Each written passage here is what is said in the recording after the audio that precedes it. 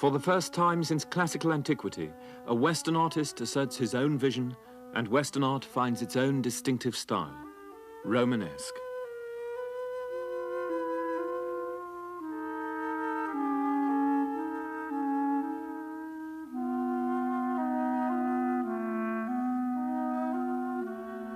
Although the Roman Empire was conquered by the barbarians and the lands of Western Europe were overrun by pagan tribes in the Dark Ages, Roman civilization, and above all Roman Christianity, triumphed in the long run. Converted to the new faith, the former barbarians became the heirs of Rome and the founders of modern Europe.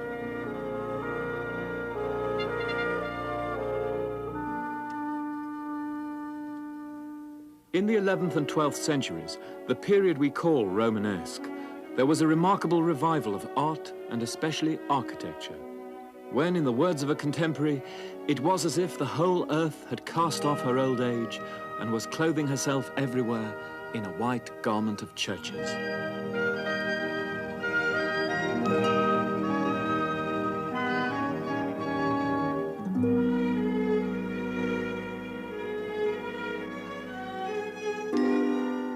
Two of the most powerful forces molding the development of Romanesque art and architecture were pilgrimage and the monastic movement.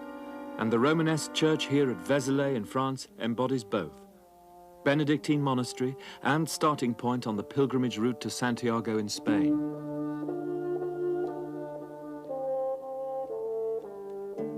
The story of Vézelay echoes the story of Europe during the crucial years of transition between the 9th century and the 12th. It was founded in the 860s in the great cultural and artistic revival of the French Emperor Charlemagne. It was burned down by the Vikings in the violent years of the 9th and 10th centuries. At that time, Western Europe was assailed on every side by Slavs, Magyars, Saracens, and Vikings, and many people thought that Christian civilization itself might not pull through. In response, powerful dynasties built great strings of fortresses in which their beleaguered populations could shelter. In the 1100s, Europe turned the corner. Suddenly, almost as if the passing of the millennium was the release, we see a dramatic revival in the use of monumental sculpture and large-scale architecture, such as had only been glimpsed fitfully in the previous centuries. The cult of saints and the passion for pilgrimage to their shrines were dominant features of medieval culture.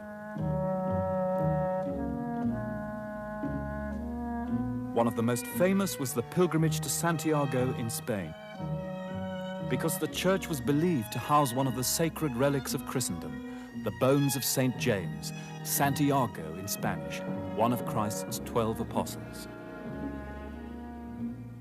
From the top of the tower at Vézelay, you can still make out the old way of St. James winding its way through the hills on its way to Spain.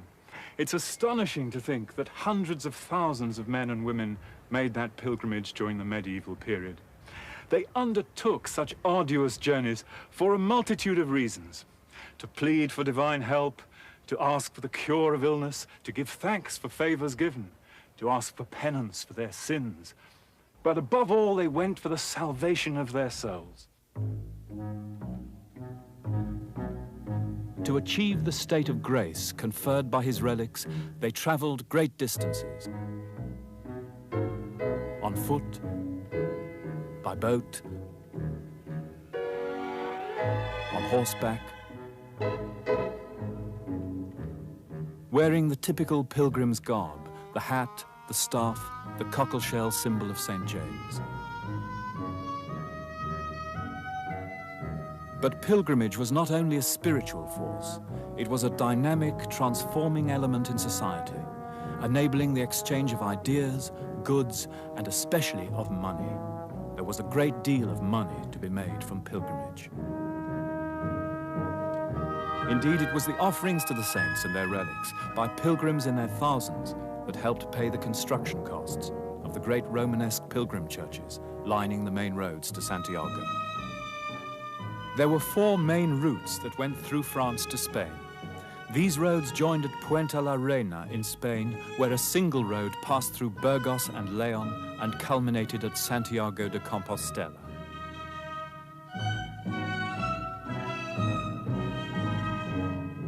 In the center of France, the major starting point was the Church of Mary Magdalene at Vézelay. This great Romanesque abbey church at Vézelay, in the heart of Burgundy, is built far too large for the needs of its local population. Paul Crossley is a distinguished architectural historian whose special interest is Romanesque and Gothic architecture. It served primarily two functions. It housed a large and prosperous community of Benedictine monks. And secondly, and most importantly, it was one of the foremost places of pilgrimage in France. For here was contained the relics of St. Mary Magdalene. Thousands of pilgrims came through the western portals of this church, and they found themselves in a sacred way. A long avenue of arches and aisles which led them to the distant and luminous choir where the body of St. Mary Magdalene was contained.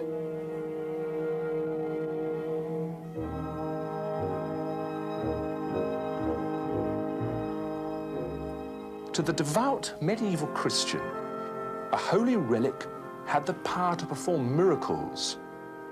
Even the tiniest fragment of the body of a saint encased in its reliquary represented the power, the presence of the saint.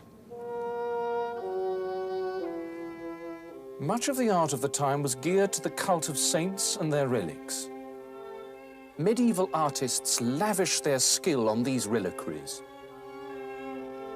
Only the most precious jewels and workmanship were considered worthy to hold, for example, a splinter of wood from the cross of the crucifixion,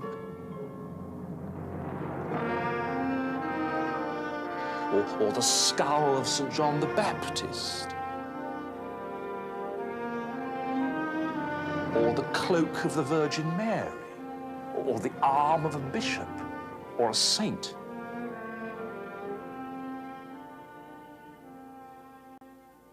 Now, the status of a church and its attraction for pilgrims depended on the number and the importance of the relics that it held. Churches competed for relics and even stole them from each other. A vision commanded us to steal it, they would say, or the saint told us she was unhappy in that place. If relics gave spiritual comfort, images carved or painted instructed and terrified. To a largely illiterate congregation, images were essential to convey the church's message.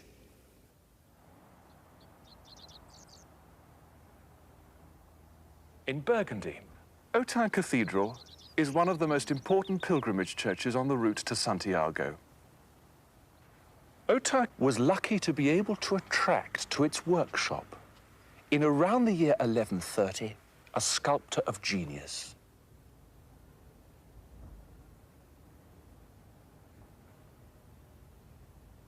We know his name, which is a rarity in the largely anonymous art of the early Middle Ages. He was called Gislibertus, and he signed himself, Gislibertus hoc fecit. Gislibertus did this. He has a style distinctly his own, vivid, and with a feeling for expressive detail unprecedented in Romanesque sculpture. His tympanum shows the Last Judgment, and in the center is the serene figure of Christ the Judge, the focus around which the whole composition of the tympanum turns. At its edges, angels blow the final trumpets. On Christ's right-hand side are the saved. One of them wears the cockleshell badge of St. James to prove that his soul had been redeemed by making a pilgrimage to Santiago. Little souls are already being received by angels. On his left-hand side are the damned.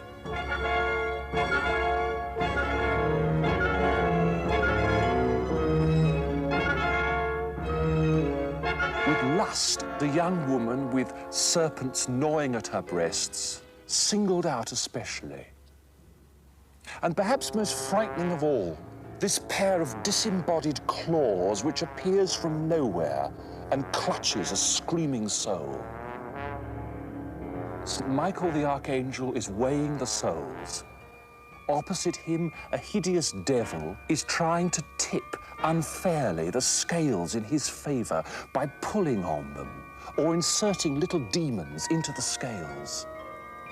Cowering souls hide in St. Michael's coattails. And across this whole nightmare runs the inscription, "Let this terror appall all those bound by earthly sin."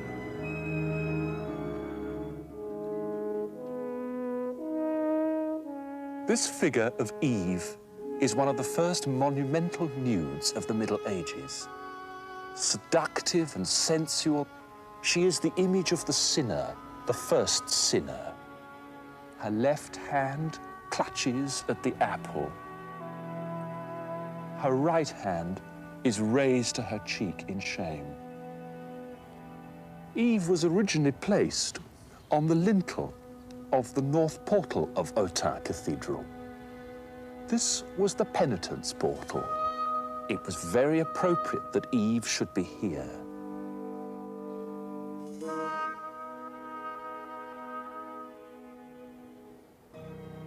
All the capitals with narrative scenes on them are carved by Gislibertus. Gislibertus shows us here, for example, the adoration of the Magi, cut in deep relief, often using the drill to create charming effects of texture and surface. Around the corner of the capital, St. Joseph sits a little disconsolate. Another scene shows the flight into Egypt.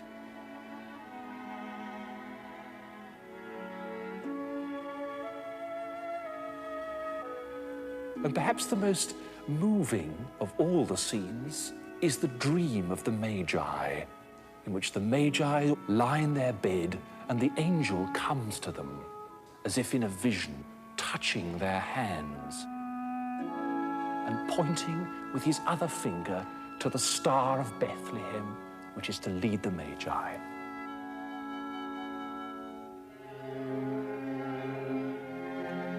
Gislibertus's most dramatic composition is this one, the Suicide of Judas, where the screaming devils are even pulling on Judas's rope to hasten his death.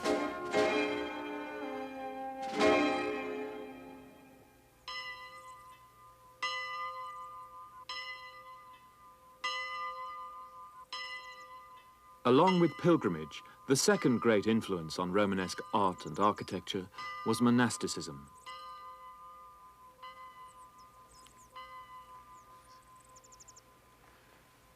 The monastic ideal had long been a spiritual goal of humankind, from the farthest reaches of Ireland to the high Himalaya.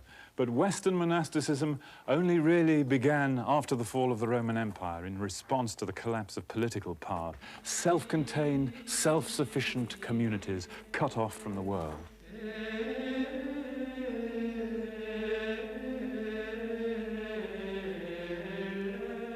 The most famous order, the Benedictine, was founded by Saint Benedict in the 6th century. His great rule, poverty, chastity, and obedience, insisted on a life devoted to manual labor, devoted to prayer and to the copying and interpretation of the sacred texts. Decorating these books was an act of devotion. During the Middle Ages, sumptuous manuscript illuminations were the most important form of painting in Western art.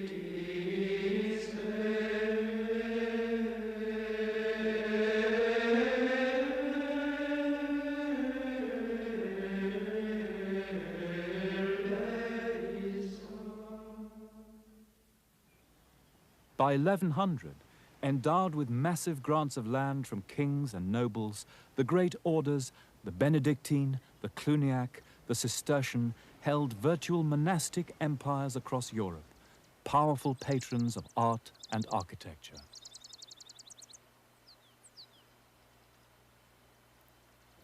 This beautiful building is the Priory Church of Paray-le-Monial. It is, in fact, a perfect example of Cluniac Romanesque architecture at the height of its powers. Where does the term Romanesque come from?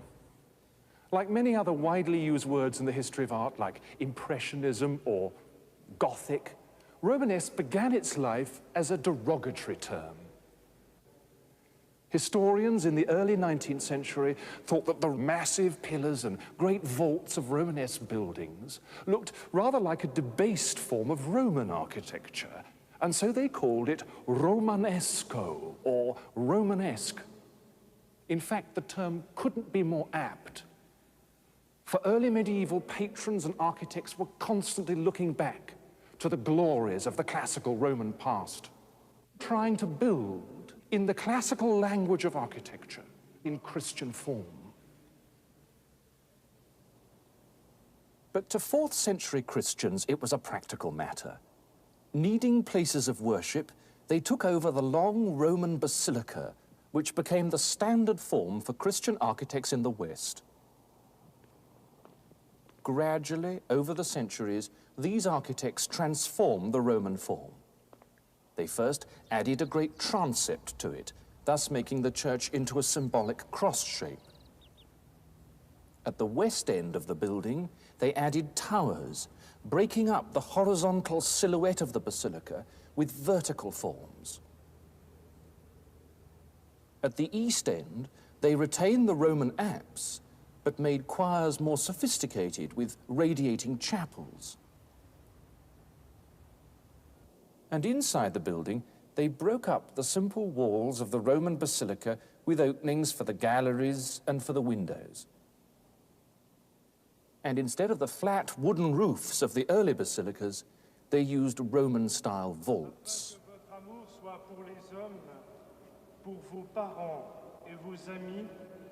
Un signe de l'amour de Dieu, veuillez échanger vos consentements.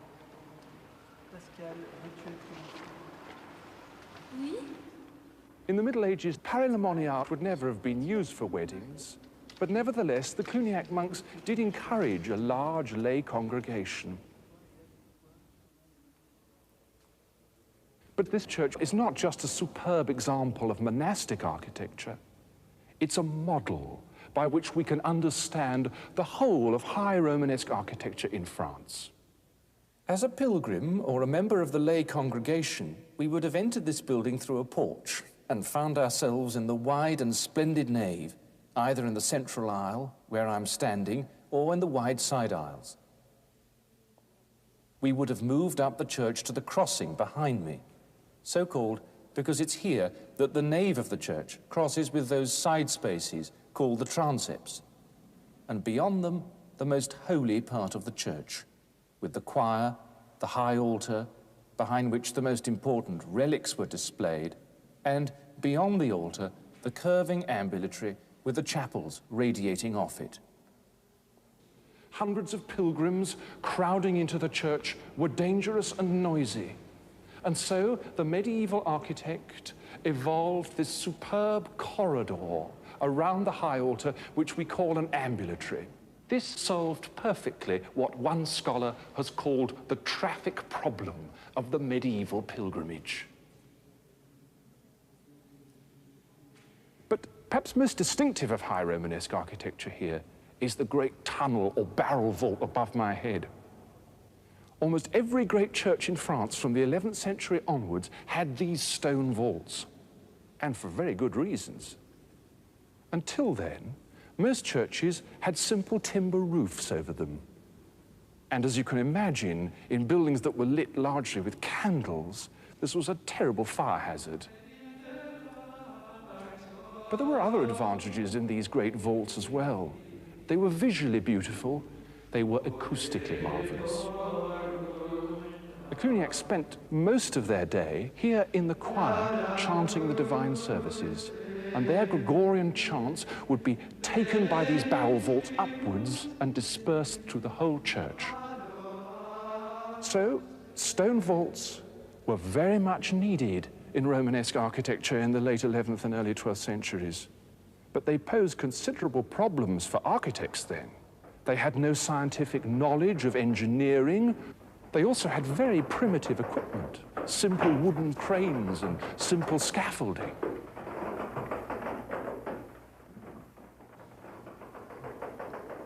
There were bound to be failures. Vaults often collapsed in the Middle Ages.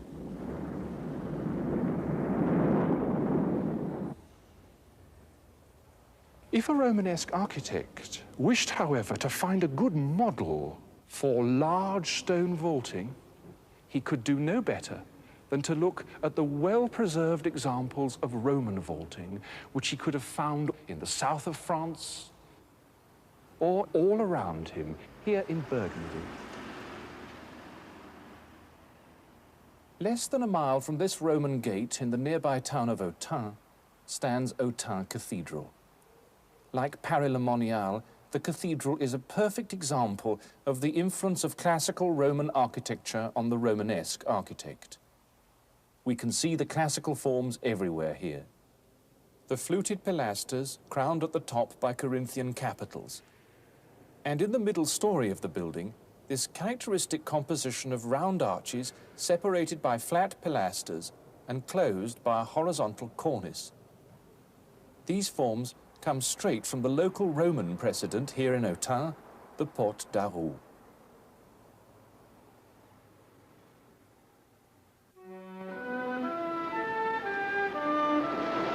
The Romanesque style spread right across Europe. In 1066, it crossed the English Channel with the Norman conquest of England.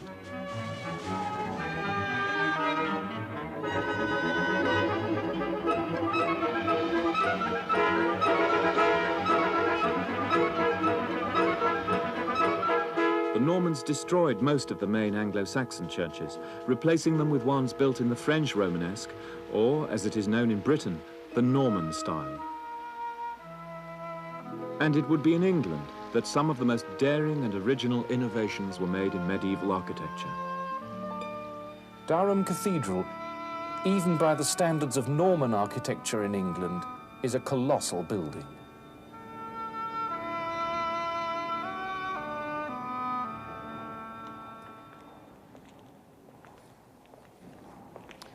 Durham Cathedral was begun in 1093 on the sort of scale and grandeur common to many great Norman cathedrals of England in the late 11th century. Durham is a masterpiece of structure, and that makes it in a way a slightly ambiguous building, because Durham is undoubtedly a Romanesque church. And in fact, it is a massive Romanesque building, one of the largest, but it also has Gothic elements in it. In the 19th century, archaeologists define the Gothic style as having three essential characteristics: the pointed arch, the rib vault, and the flying buttress. And Durham has got all three of these. It's got pointed arches in the nave of the building. Durham's also got rib vaults. In fact, it's perhaps one of the first buildings in Europe consistently to use rib vaults throughout the whole structure.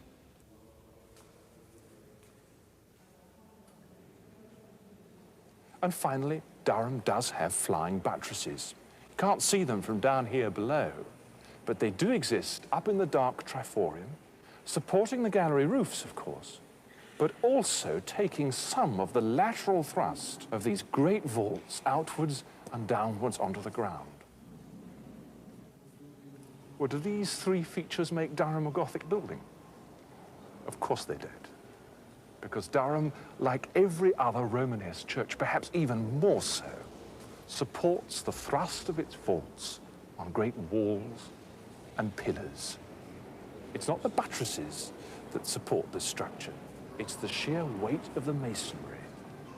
Of course, there's ornament at Durham, very exotic.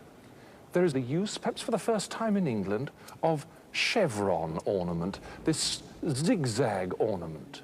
and perhaps most famously are the extraordinary incised patterns that the masons have placed around the great columns at Durham. It is precisely this mixture in Durham of strong Romanesque forms and the beginnings of Gothic elements that make it so important in the history of European architecture. Back here at Vézelay, the very moment of historical change can still be seen in the two distinct parts of the church, the Romanesque nave and the choir here, pure Gothic. And only 70 years separates the two. This heyday of the Romanesque style in the West had drawn on many influences: native, Roman, Byzantine, and even further afield. And that reveals a characteristic of the art of the West from then until now. It has always sought change. And the 11th and 12th centuries were a period of unceasing experimentation, with artists and craftsmen forever groping for new ideas and better techniques. The demolition of the Romanesque choir here at Vézelay, almost new, and its replacement by the Gothic would soon be mirrored across Europe. But those Gothic ideas that we saw prefigured at Durham were not at first followed up in England. It was North France which gave birth to the new style, a style which to contemporaries must have made the dignified Romanesque seem old-fashioned almost overnight. But a style which ushered in one of the greatest of all periods in the history of the art of the world, the age of Gothic.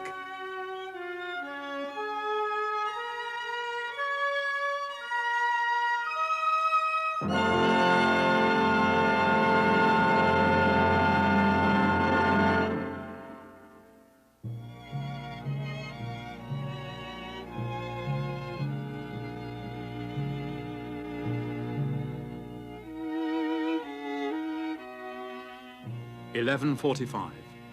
In this year, says a contemporary, Robert of Torigny, the people of Chartres began to drag carts harnessed to their own shoulders, laden with stone and wood and other provisions for the building of the new church.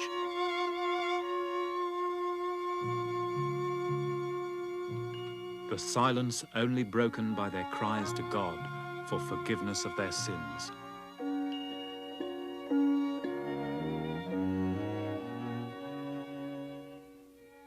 The story of the cult of carts takes us to the heart of one of the most remarkable periods in the art of the West, the age of the Gothic cathedrals. And of all the churches built then, one has come to stand for all the rest: Chartres. The church at Chartres was burned down on several occasions between the 8th century and the 12th, but each time the people of Chartres willed its rebuilding. The craftsmen, the sculptors, the glaziers, the masons, the construction workers flooded in from far and wide. But it was the people of Chartres themselves who provided the basis in the money raised by the sale of the produce of their own labors. But they also provided the emotional commitment, and sometimes that could reach fever pitch, as in 1145. In 1194, the church was again burned down, leaving only the great west gate, the western towers, and the ancient crypt. Miraculously, their most sacred relic, the tunic of the Virgin Mary, survived intact in the crypt, to the joy of the people. And even more miraculously, the entire church was rebuilt in 27 years. And that is the church that we can still see today.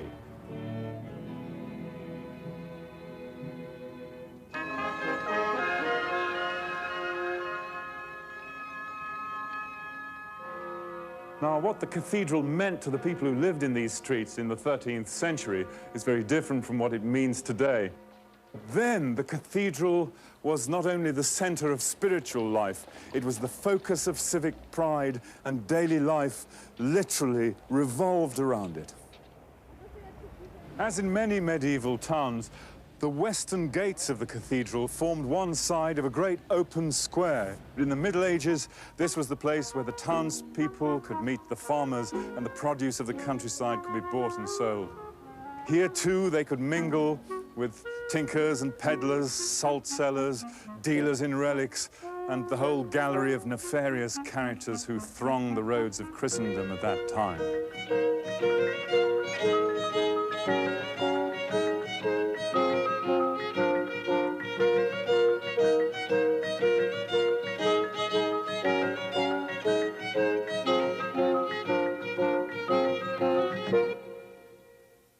The important rituals of people's lives centered in the church. In the church, the infant was baptized, the young were married, and prayers were offered for the souls of the dead. The tremendous outpouring of skill, labor, and faith represented in the age of Gothic cathedrals needs to be understood in the light of the great changes happening in Western Europe between 1100 and 1300. And the most important of these was a dramatic population boom. As Europe grew more stable and more prosperous, men and women seemed to have married younger and had bigger families. As a result, the population of the West increased threefold in those 2 centuries, and in the richest parts, up to tenfold.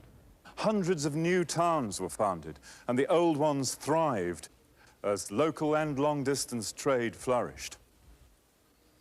At the same time, there were new intellectual impulses, evidenced best of all in the founding of the great universities, Paris, Oxford, and Cambridge. And inside the church, great scholars, such as Peter Abelard, attempted to wrestle afresh with those eternal problems of the relationship between the rational and logic and faith. So everywhere, there was a sense of change.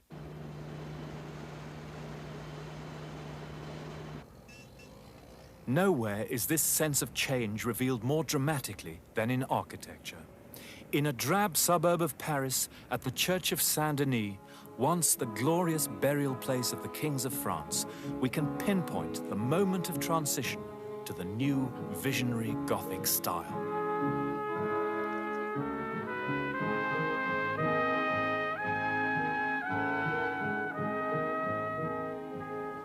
It's very rare in the history of Western architecture when we can see a new style born in a new place in one monument at a very specific moment in time. But such is the case here, where for the very first time the Gothic style was created. William Clark is an art historian who has made new contributions to our knowledge of Saint-Denis and Chartres. The new style of architecture is characterized by these tall, thin columns, their foliage capitals that lift up the now even ceiling height, a network of pointed arches and rib vaults. These things had been used before, but what's new, indeed unique here at Saint-Denis, is the new sense of the organization of the space. The divisions are now played down in favor of an overall unified space that flows from one side of the building to the other.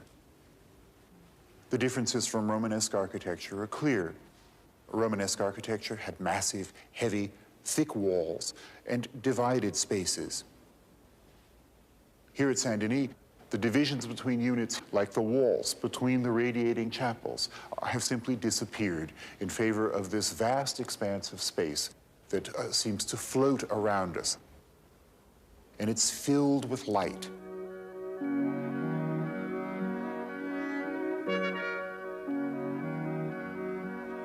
The wall, as a surface, has disappeared and has been replaced by translucent screens of glass.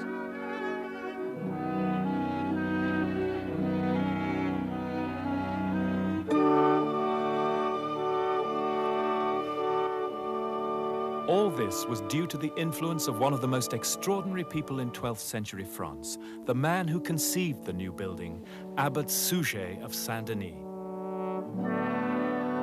Suger believed that the light flooding the choir through the stained glass windows becomes divine light, a revelation of the Spirit of God.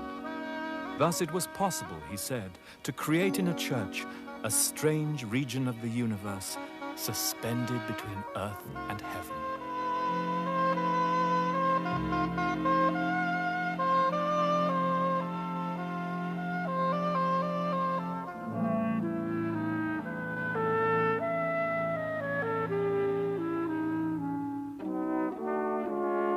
Suger also placed gold and jeweled objects everywhere in his church, for these too were felt to reflect the divine light.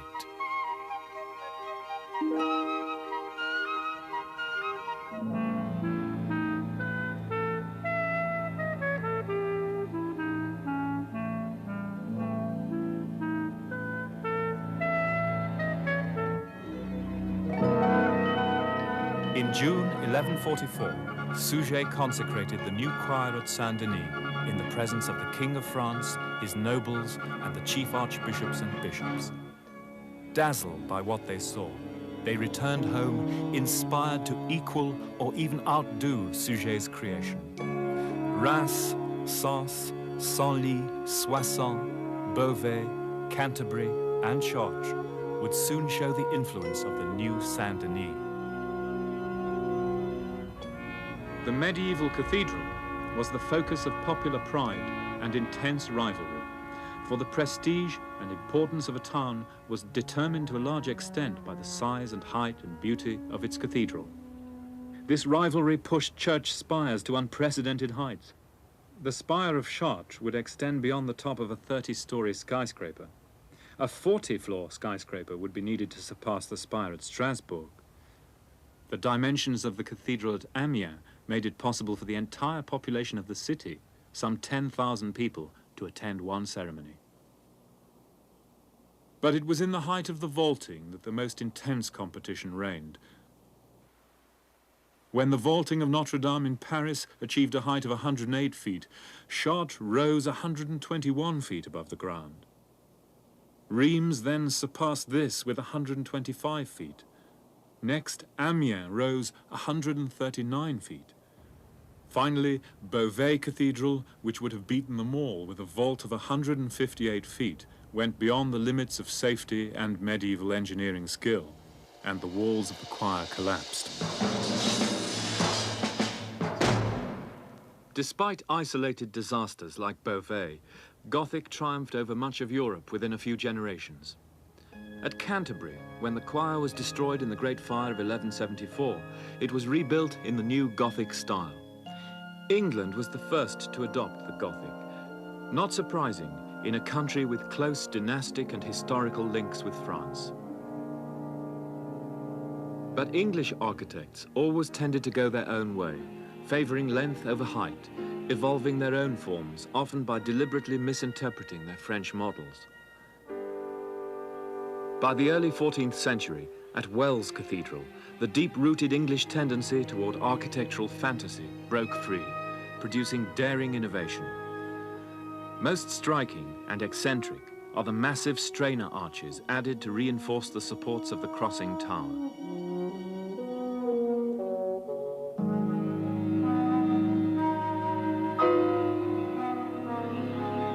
And that most notable of English contributions to Gothic, the elaborately patterned vault with its delicate tracery of stone.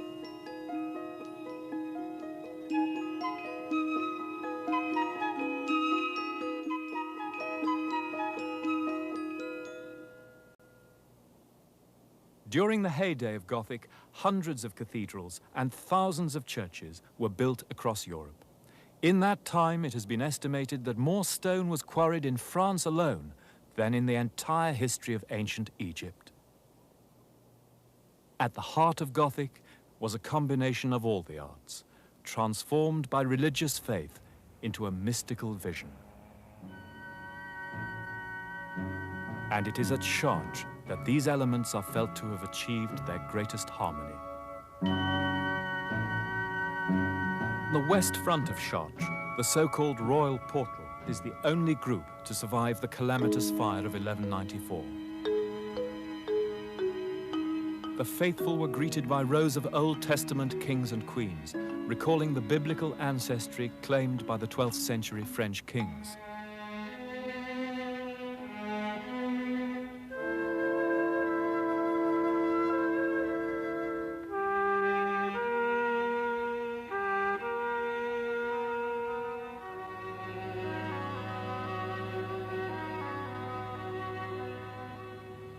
these Old Testament prophets and kings and queens give us a very clear sense of the new relationship between sculpture and architecture. They stand away from their architectural background. They float serenely in space, touching neither the bottom nor the top. Their lines are dictated by those of the architecture behind them, thus their tall, slim, and vertical proportions. But they are at the same time remarkably free from their architectural constraints. At once majestic, dignified, but no longer remote. They're very human and approachable in their facial expressions and their emotions.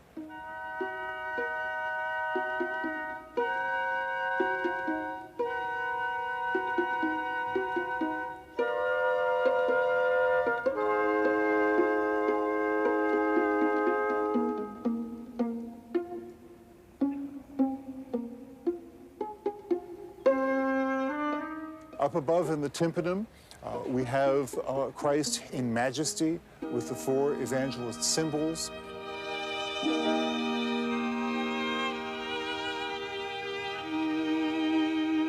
With the elders of the apocalypse and angels. A majestic vision symbolizing, in fact, the promise of salvation.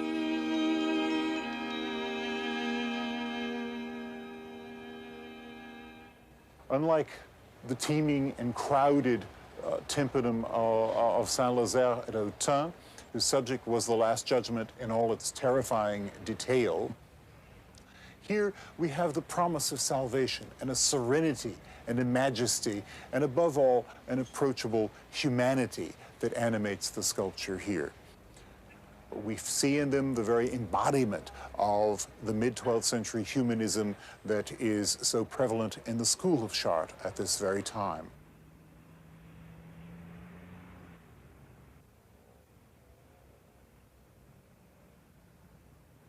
One of the most exciting things that happens at Chartres is that you can move from the west front to the north transept and you change completely the sense of style in the sculpture. A complete change that's taken place in the attitude towards the human body. These figures are now much freer and seem to move. They have animated facial expressions. The drapery falls around the bodies and reveals it in its contours. We've got the Old Testament kings and prophets again on both sides. All of these emphasize salvation through sacrifice. Abraham, for instance, is preparing to sacrifice his son Isaac, as God commanded him. He looks up at the angel, who orders him to substitute the ram. Both the north and south transept portals belong to the new cathedral, built after the 1194 fire. The south side follows shortly after the north, so the same changes we saw there are now even more advanced. Here, for instance, is the warrior Saint Theodore. With the weight borne on one foot, like the classical contrapposto pose, he's liberated from the architectural framework. In contrast to the other biblical figures, for the very first time, he is now dressed and armed as a contemporary 13th century crusader.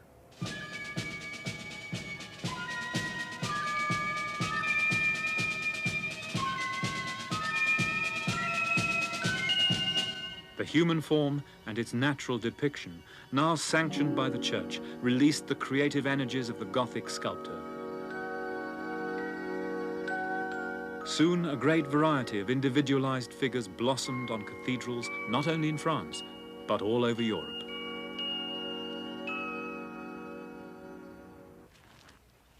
The great age of Gothic cathedrals, then, was an unparalleled time of expansiveness in European society.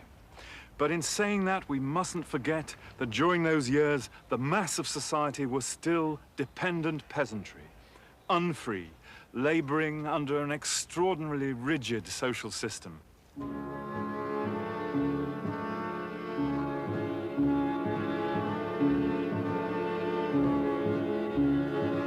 It was perhaps because their lives were so harsh that the cathedral meant so much to them. There could hardly be a greater contrast between the squalid conditions of their lives and the splendor of the cathedral to which they quite literally looked up.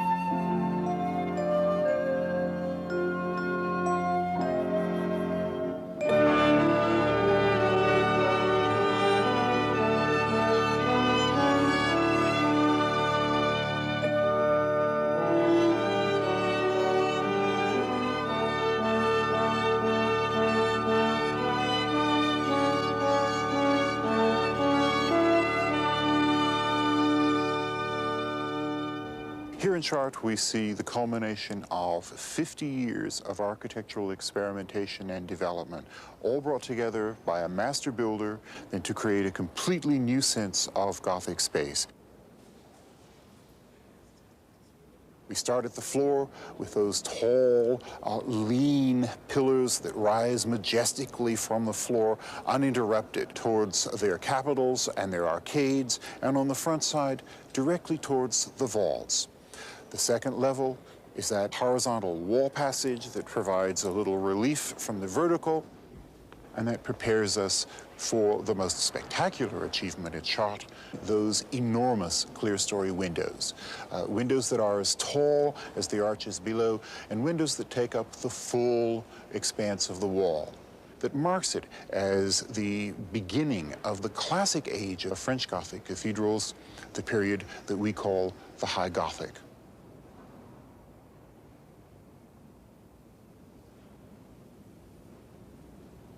Chartres has more of its original glass than any other medieval cathedral.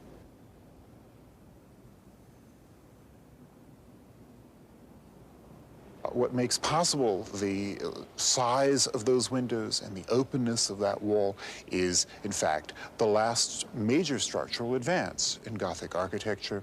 The external flying buttresses that take all the weight and the pressures from the vaults, from the timber roof, and transfer it away from the wall directly into the ground.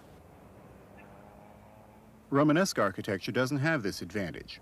There, we have short, heavy piers, thick walls with small windows, round arches, and groin vaults, creating solid but not very tall buildings. In the Gothic church, the walls do not carry the whole weight of the structure. The inner piers are slim and narrow. The rib vaults are thin under a tall timber roof. Massive windows take up most of the wall.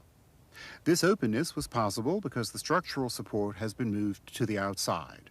Massive upright piers surround the building. Giant arches, like great arms, spring from them to resist the pressures of weight and wind.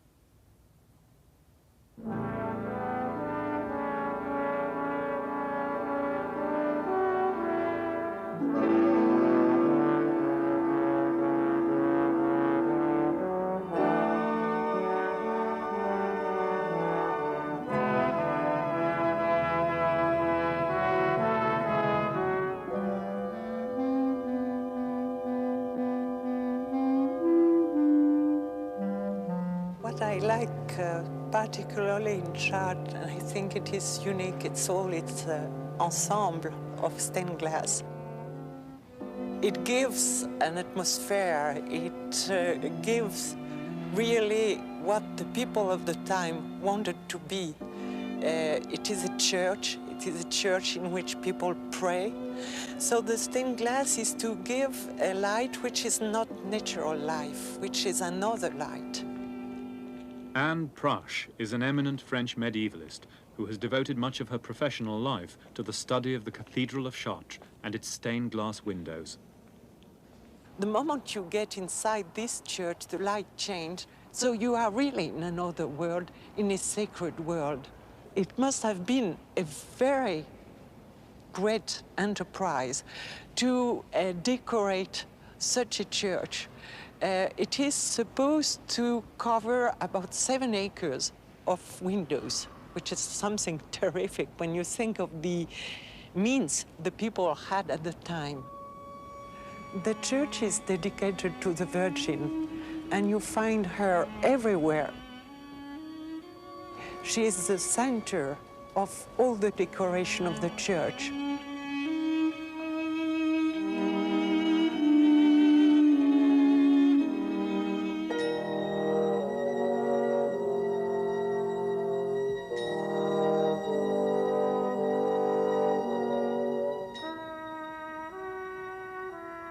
If you look at the central window on the west facade, which is the larger window ever made in the 12th century, 11 meters, something like 30 feet high, you have a great composition, a kind of decoration just as you could see on murals or on tapestries or on great mosaics.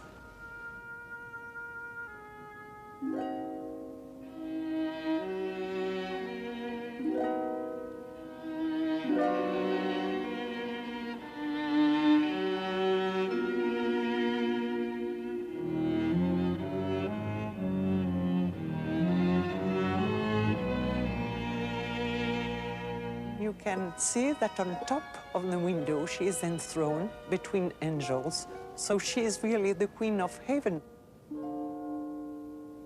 For the stained glass makers, they had no large pieces of glass. They had only small pieces of them because they blew the glass. They could not produce it as it is produced today. So they could produce only little bits of glass. So each time they wanted to change the color, they had to change the piece of glass.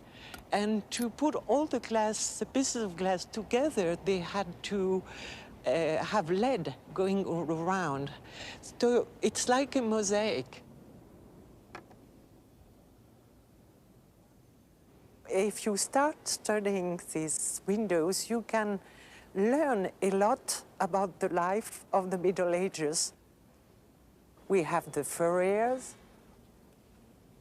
we have even the sculptors, and probably it's one of the best representations of the 13th century.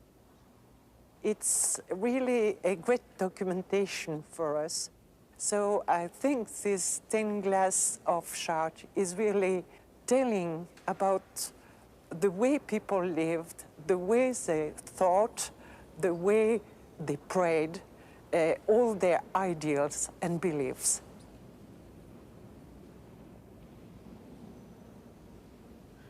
The cathedrals of the Gothic age, like Chartres, were indeed, as Abbot Suger had said, new works suffused by a new light.